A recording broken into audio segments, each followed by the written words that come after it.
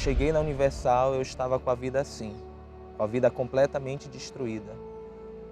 Nas bebidas, nos álcools, nas drogas, na cocaína, na maconha, no mundo do homossexualismo, da onde eu cheguei ao ponto de ser completamente transformado, fisicamente, como se fosse uma mulher. Me hormonizava em 15 dias. Essa transformação do Christian para a Lohana foi questão de 6 meses.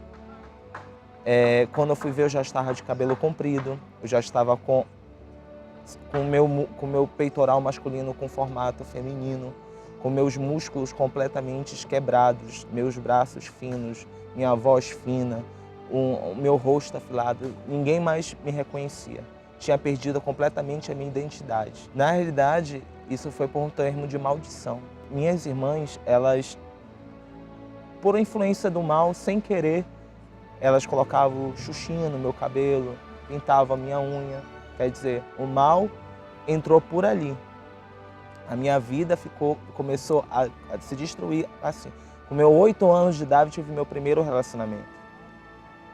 Com 17 anos, eu me transformei. Com isso, eu conheci as drogas.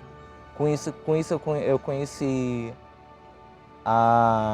o álcool, a maconha, a cocaína.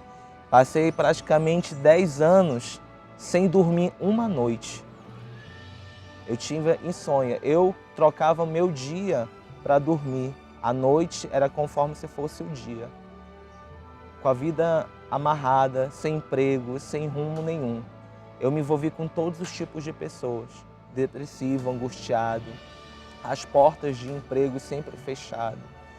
Meu currículo excelente, mas quando chegava ao ponto da entrevista, quando me reconheciam que eles queriam ver o Christian, acabava vindo a entidade, a Lohana, né?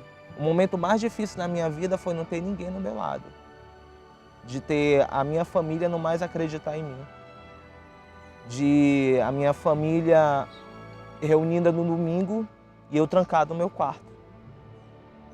Depressivo, com a vida destruída. Por várias vezes eu tentei suicídio. Com faca, me jogar na frente dos carros, na cocaína. Me viciava todo dia. Era um ponto de querer se livrar da minha vida. Sofri muito, muito mesmo. Ficava a ponto de pegar e dizer assim, eu não quero ver. Eu quero ficar até cega. Eu não quero ver isso. Como ele estava vestido, transformado, andando.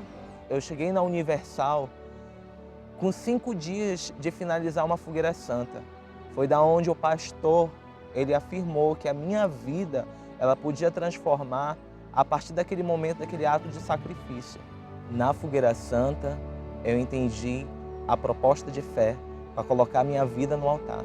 Eu me desfiz de todo o meu passado. Joguei tudo, queria viver uma vida nova, né?